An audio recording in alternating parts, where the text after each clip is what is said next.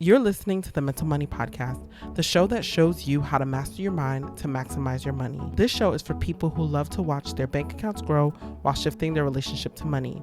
Without further ado, let's get these insider insights from today's leading expert. Before we get into today's episode, there's something I want to share with you. I am woman. If you are too, I'm sure you know that carrying that title is so heavy at times. One company seeking to lift the weight of womanhood is Woman Unbreakable. Woman Unbreakable is dedicated to shifting the conversations that allow women to walk away empowered, seen, and accounted for. There are also regular events meant to build practical life skills. When I first engaged with Woman Unbreakable, the best way I can describe the experience is that I left full. I can't remember a time or a conversation where the interaction didn't leave me with a sense of clarity or renewed hope for the direction of my life. If you're looking for a similar life-altering experience, I want you to check out Woman Unbreakable. Thank you, Woman Unbreakable, for allowing us to know that we are not broken. Thank you for showing us our resilience. Also, thank you for sponsoring this episode. We are so honored to work with you. And Katonya, thank you so much for coming on today. Oh, it's my pleasure. I'm super excited to speak to you for a number of reasons, right? Okay. So, first and foremost, you are gorgeous. Okay, let's just Oh, talk about stop that. it. I'm so Stop serious. it, girl. I'm so serious. I saw your picture and I'm like, wait, Oh, thank you. Thank you so much. You're very welcome. Your skin is flawless. And Thank you. one thing that, well, the second reason I wanted to speak to you is because I actually learned about your product through a friend of mine who uses Unsun. And Oh, she knew I was on a skincare, like, fixing my hyperpigmentation and my dark mark journey, and she's like, you have to use sunscreen every single day. Don't ever go a day without everything. it. That's Right. right. And I was like, That's okay, right. fine. So I started using Neutrogena. No shade to them, but Ew, I okay. No shade. No shade. no shade. None at No all. shade. No shade. Okay, maybe a little shade. Just a little shade. Just a tiny bit. I mean, if we're being honest here, just a Yes, tiny bit. we are. Just a tiny bit. I broke out so bad, Hmm. and every time I use it, my eyes would burn so bad. Yes. Oh, my gosh. Yes. Yes. And not only that, but it would leave like this ashy, gray, white cast over my face. I would have to put shea butter over my face to hide Yeah. that white cast. And I Yeah. forgot my sunscreen when I was traveling once. And she was like, okay, Hmm. here, use this, try this. And I was like, no way. This stuff is so good. Where'd you get this Yeah. from? And she's like showing it to me. And then I kind of looked into you. And then that's where I realized, okay, not only is this product amazing, but I wanted to have you on the podcast for the third reason, because you pivoted from a career in construction of 20 years Yeah. to the beauty Yeah. industry, which is almost That's unheard right. of. And crazy, right? Right. So talk to me about that experience. Like, what was it? What was the turning point that allowed you to leave your company in construction and become a full-time entrepreneur in beauty? It's interesting because my life is full of a lot of surprises. Okay. I don't think that there's anything that I've done that was really planned. So in undergrad, I wanted to get a degree in political science because I wanted to be a lawyer. Okay. And then when it was time to take the LSAT, I was like, oh, you know what? I don't want to be a lawyer. I think I want to be a museum curator or work at a record label and be a record exec. So then I went to grad school and I got a master's in arts administration. I did a dual internship at No Limit Records. I don't know if you remember them, Master Key and all those guys, Mm-hmm. and the Louisiana Philharmonic Orchestra. So it was a very interesting thing. But then 6 months before I graduated, I started working for this guy who had a historical restoration company. And so I figured I'd just do it during school and then figure my life out afterwards. Anyways, without getting into all of that, by the time I graduated from college, I had opened my own historical restoration company. Totally unplanned, but sometimes we just have to always be ready for whatever life gives us because we really don't know where it'll take us, right? Right. So then I did that, and then we evolved after Hurricane Katrina. It was just a mess, and so we went into custom home building and home elevations at that time. So we were really, really swamped after because we were the whole city was being rebuilt. And I just became really burnt out. I wanted to move back home because LA is my home. And it worked out that we were able to move home because my ex-husband had gotten a job with Homeland Security where he was only home every other weekend. So I was like, look, can you just come home every other weekend to LA? At this point, you're not living here really anyway. So he agreed. Okay. And so I started the sunscreen journey many years ago because, as most Black families know, if we look at our older aunts or our grandmothers, as they age, they get these black moles all over their face. Mm-hmm. It's just, they pop up everywhere. And so when I started getting them early in my 30s, I went to the dermatologist and I was like, look, I know I'm going to get these because it's genetic, but I feel like they're coming too soon. Is there anything that we could do to slow them down? And she just kind of chuckled and she says, honey, this isn't genetic. This is sun damage. And I was like, whoa, stop the press, because I thought Black people didn't get sun damage. She's like, no, that's a myth. It's a horrible myth.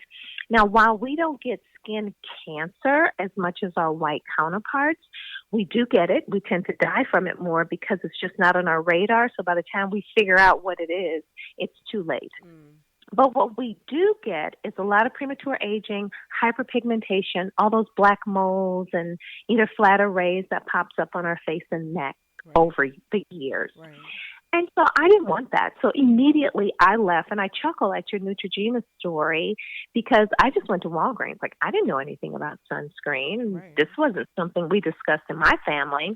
So I got what was ever there. And my eyes would always, God, if I just rubbed it on and accidentally touched my eyes, the makeup was a wrap because now my eyes are watering. It was highly irritable. And so by the time I figured out chemical versus physical, I started buying the mineral sunscreens, but they either left me white or gray or lavender. So I searched and searched for some that were tinted, but they weren't tinted for me. They left me, a different shade of gray or a different shade of purple. But, I dealt with it. I don't wear foundation. It's rare. It has to be a really special occasion for me to wear foundation. But I found that now I'm blending it in and putting on stuff every day just to make these products work. And so fast forward 2013, I moved home. And a friend of mine here has a hair care line, and I called him. I was like, hey, Dee, can you introduce me to your lab, like the chemist? Maybe he could make something just for me, because let me tell you, I was obsessed with sunscreen. I wouldn't walk outside to get the paper. Because I didn't want these moles. Now I've learned, when you know better, you do better. And so I just really wanted something for myself, my medicine cabinet. And I started working with this guy, and we came up with this incredible formulation. So now I'm armed with this knowledge.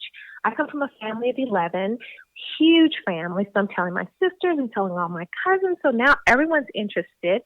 And the thing about this particular product was that, in the typical Black family, you can have a really chocolate sister and a really fair cousin or a medium toned sister. And so it worked for so many different complexions. And I was like, this is really interesting.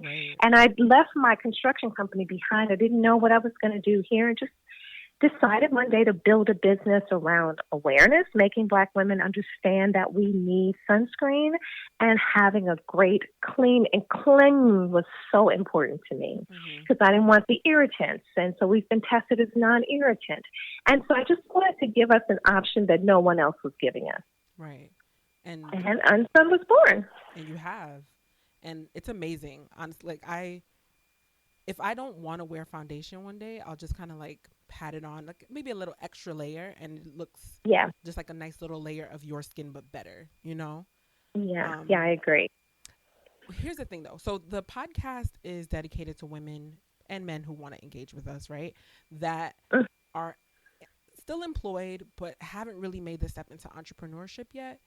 And they're kind of either ambivalent or they haven't found a strategy to successfully transition. So that's why I brought up the construction job and the pivot into the beauty industry. So I realized that in working with these individuals, a lot of them have a lot of fear about kind of taking that plunge. So what did you expect when you were deciding to transition into the beauty industry? Was there any hesitation, any ambivalence? any smart person is going to experience hesitation Right. because it's a risk. It's all a risk. There's no guarantees that the company's going to do well. There's no guarantees that people are going to respond. And I felt that too. And so, I mean, that's natural. It's the same with my construction company. Um, but you have to decide that you believe in whatever it is that you're creating, whether it's a product, whether it's a service. Once you decide that what you have to offer is one needed and it's good and it should be competitive and different, it has to have something that's different, then you just have to go for it. But it's so important because if you don't believe in what you're doing, I can assure you no one else will. And so that's the first thing. The second thing I always tell people is that you should never quit your day job when you're first starting out, unless you have investors and backers, at least in those early months or maybe a year if possible, while you're formulating your website, getting all your licenses, getting your ideas, getting everything together. Keep your job to help you with the stability, because there's nothing worse than starting a business, not having any source of income coming in, because then now you're making decisions that aren't necessarily smart. You're making decisions because you need a quick dollar. You need to pay the rent or you need to pay the light bill or whatever. And you want to avoid that as much as possible, because if you have the flexibility to make decisions that are good for the brand and not because of immediate need that needs to be met, I can assure you that your decisions are going to be better suited for what you are trying to do. Right. That's a good point. And you're not the first to say that. So I'm glad you're reinforcing that narrative that it has to be strategic and Yeah. calculated. Yes. For sure. Yeah. Yeah. So you mentioned investors and backers, like as far as maybe not taking the plunge unless you have that cushion. For you, you started with your own personal savings. I did. Yeah. And I still haven't taken money yet. I'm just starting to look at investors now because we're launching a lot of new products, and you really need money to be competitive in terms of marketing, and it's very, very expensive when you are, especially sunscreen, because sunscreen is different than cosmetics. It's considered an OTC, which is an over-the-counter drug, and so the regulations are completely different. The testing, and there's so much more involved, things that you don't have to do if you're doing a lipstick or a brush or color cosmetics, even skincare, moisturizer, anything like that. Sun care is totally different. So the expenses are just quite hefty, but it was important for me to not bring on investors too early, because when you bring them on too early, they tend to take a larger chunk. So if you could just invest through family and friends initially and maybe save up some money or figure out other ways of doing it. We came on the market with one product, one sunscreen, one shade, and eventually launched another shade and then the hand cream. And now this year we're launching three additional SKUs. Okay. And so you take it, we're just over 3 years old now. And so there's no need to rush. Just get that one thing that you love out there and then slowly start introducing other things. And then you don't need as much money up front. Right. And thank you so much for saying that again. You know what the thing is, Katonya? I feel like I say these things. I have other guests that come on and say these things, and it's like maybe we rehearsed it or we had this meeting of the minds before you came on, and I told you you have to say this, just to reinforce that idea. But it's true. You do not have to rush the process. If you have something that's good and you believe in your product, you could, like you did, you sold one until you sold three, and then now you add three more, and it's calculated and strategic. That's right. Yeah. Otherwise, you just make poor decisions. Because now, oh my God, I have 8 SKUs, and what am I going to do? And so now you might make decisions that aren't really best for the brand. Go into different places, end up at the swap meet, or just because now you just feel like you have to sell to get some money in, and these aren't good long-term decisions. Right. So for those who don't know what a SKU is, can you explain that? Oh, If I have a hand cream as a SKU, a face cream as a SKU, they each have different UPC codes. Mm-hmm. Anytime you have a different SKU number or the little codes at the bottom with the bars and all the numbers and the lines, Mm-hmm. that's one SKU, and each product has its own. It's basically that person's personality. It's how your retailers identify that product in the system. It's how you identify that product in the system. So each product that you make has its own SKU number or UPC code. And so that's when I say SKU, that's I'm talking about an individual product. Awesome. Thank you. So what have been some challenges as an African American woman coming into the beauty industry? Have you met any resistance as far as like being welcomed into that gated community? um, well, we've been fortunate. We've partnered early, very early with Derm Store and Credo Beauty, which they've been amazing, Okay. and we're growing with them. There is one big retailer, I won't say the name, but they've come to us 3 times, Mm. and they were always kind of my gold standard. I need to go into this retailer. Mm. And so the last time we send them samples all the time, and the last time they came back and they were like, well, one of our black buyers tried your product and she said it left a film on her. And I'm thinking, Mm. really? That's not true. But, you would think that you would support another brand because this particular retailer doesn't have a lot of, diversity in their vendors. But other than that, just going back and forth, we're clean beauty, which is really exploding. We're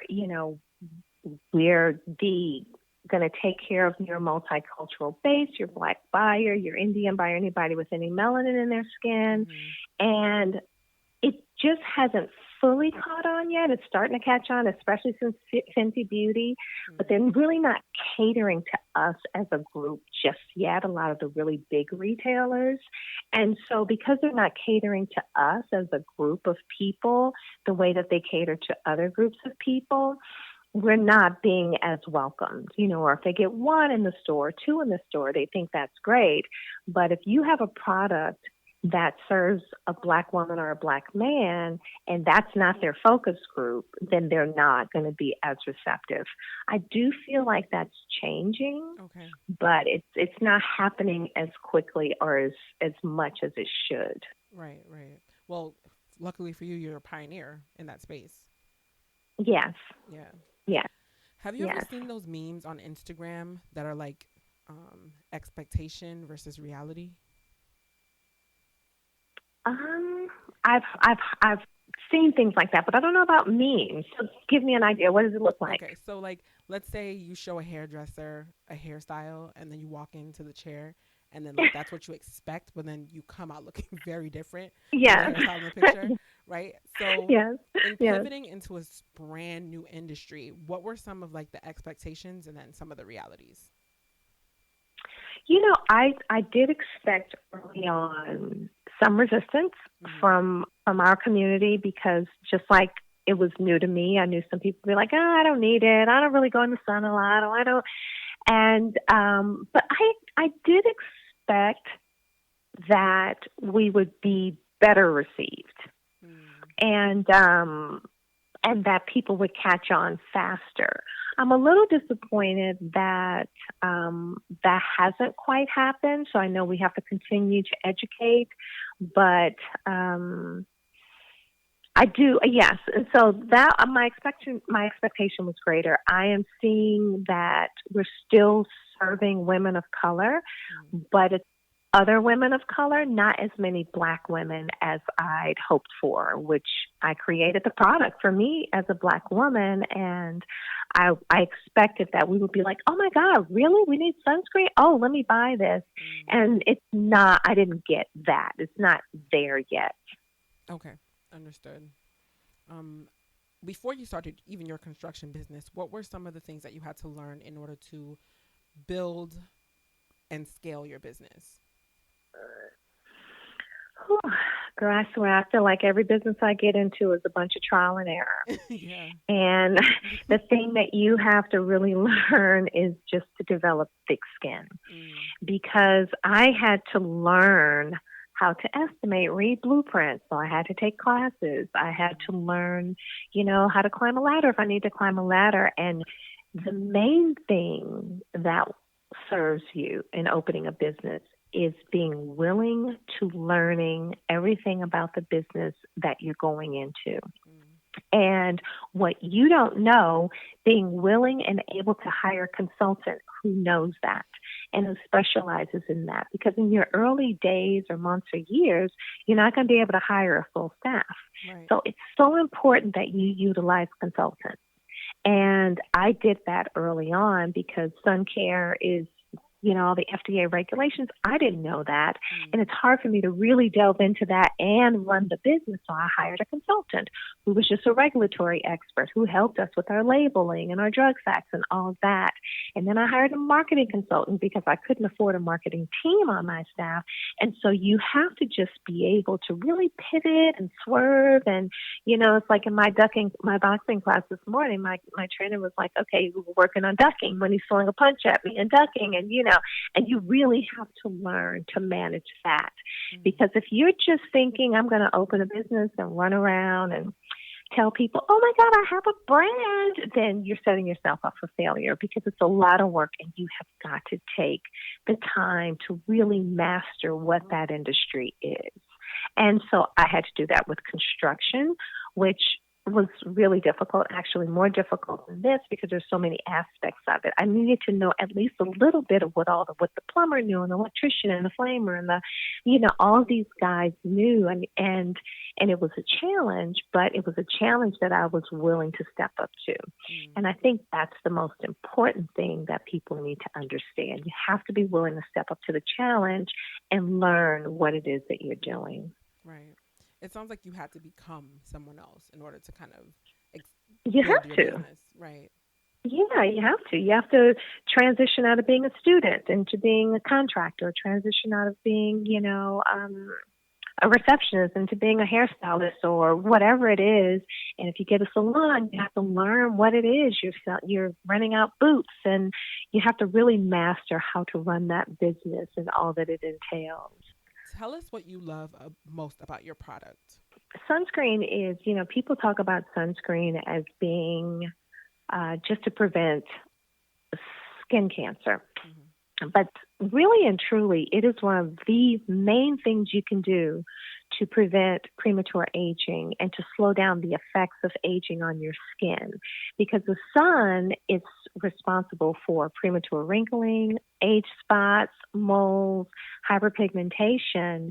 And I love the fact that my product not only helps you with these issues, but it's CC cream. Like, it's really color correcting. It's clean. It's animal friendly, reef safe. I just, when I think about this product and all the other products that we're making over here, we just really try to be forward thinking. We're changing all of our packaging, getting rid of plastic, moving into sustainable packaging. Like, I want Unsun, our ethos is all about doing well for the woman, the man, and the environment. And I just really want to be a leader in that area. So I love this product, and I love what it does for people and what it'll continue to do for people on the planet. Yeah, I can tell that. I can tell you absolutely love it. That's why I wanted to ask you that. I don't believe that a business owner or an entrepreneur who would take as many risks as you have would Mm-hmm. haphazardly put something out like this into the world. If that makes any sense. No, not at all. And if I stop loving it, I'm going to take it off the market. We had a lip balm, 4 or 5 shades, a couple of years ago, and when we first did it was really great and it was clean. So it was a little stiff because that's a new industry, this whole clean thing. A lot of the formulators really haven't gotten it right yet. And so this one, I was like, okay, the color, the pigments were really great. But after about 8 or 9 months, it started changing, sitting in the tube, and I was like, okay, that's it. If I don't love it anymore, it has to go. So we got rid of all the lip, and so we will at some point reformulate and bring something else to the market. But it's new. You're right. It's risky because people don't, I put on Instagram, I guess a few weeks ago or a month ago, do you really care about sustainable packaging? Because people don't. A lot of people they don't care that the plastic is, and I was in Africa last summer, and it broke my heart standing on the beach how much plastic crap was just coming up on shore. And it was like, we don't see that here because I guess we have mechanisms in place to clean it up, at least before it gets to the public and private beaches. But there, it was so heartbreaking. And we need to open our eyes and understand what's happening to this planet, and that global warming is real, and the things that we do every day contribute to the degradation of this planet. And if it's a simple change or a big change, I'm vegan, I drive a Tesla, I don't buy paper towels, I buy a bunch of hand towels, I don't use microwaves, I use toaster ovens. And people come here and they're like, oh my gosh, because they don't get it. But it's like, I want to do everything that I can to live the life that, I say that I'm living, and it's important to me. Right. So we just want people to understand that sustainable packaging is the next big thing. It has to be. We have to figure out how to get rid of our dependency on plastic. Right. No, I agree. I don't have a Tesla yet, but I want one so bad. Those things are like spaceships, and they really, and Elon Musk has figured that thing out. He really has. What? Girl, yeah. He has a lot of free time on his hand, because some of the features in these cars, I'm like, oh, there's one thing you can put your blinker on and it'll fart. It's all different kind of fart sounds. I'm like, who is he thinking? Oh my gosh, that's so hilarious. Which model do you have? So crazy. I have the X. Okay, yeah, that's the one. Yep. Yeah. My son Ryan has the Model 3, and my oldest son used to have the X. Gotcha. But yeah, so we're trying. No, that's awesome. Trust me, trying is a lot better than a lot of other people are doing. So I commend you for that. That's true. Thank you. My final question to you is, what advice do you have for any entrepreneur who is looking to step into the beauty industry? Be different. The market is so saturated right now, and whatever you do, be clean, because clean beauty is taking over. In 2025, it's expected to reach over $25 billion. I got an email recently from a very large chain, and I know that they are shifting towards, they're getting rid of some chemicals that are sold in products in their stores, which are going to really send some companies scrambling to reformulate. And so if you want to do beauty, do clean beauty, because there's going to be a space there for you. People are really moving away from the toxic stuff. Okay. That's really good advice. And I hope whoever's stepping into the beauty industry really takes that into consideration. Me. Katonya, thank you so much again for your time. I thoroughly enjoyed speaking to you. Thank you. I will be shouting this product from the rooftops because I absolutely love it. And I look forward to everything that you're going to produce in the next couple of months. Yeah. Yes, the next few months, and I will definitely keep you posted. Thank you. Awesome. If someone wanted to find you online, how would they get to you? Oh my gosh, yes. UnsunCosmetics.com and Instagram and Twitter, Unsun Cosmetics. And we're there. Come find us. Come buy some sunscreen. Show me how you're protected. Tag us on Instagram. And, you can use it as a primer, definitely your CC cream. It has all kinds of good stuff in it. And, I'd love to hear. I love getting emails from people and Instagram posts, and we want to see it all. Thank you. Thank you so much for listening to the Mental Money Podcast. Please go ahead and remember to subscribe, but don't hoard all of this good information for yourself. Share this information with someone that you know could use it, especially if they need a shift in their mindset or someone who would love to have more money. So until we meet again, remember, like Uncle Snoop said, keep your mind on your money and your money on your mind.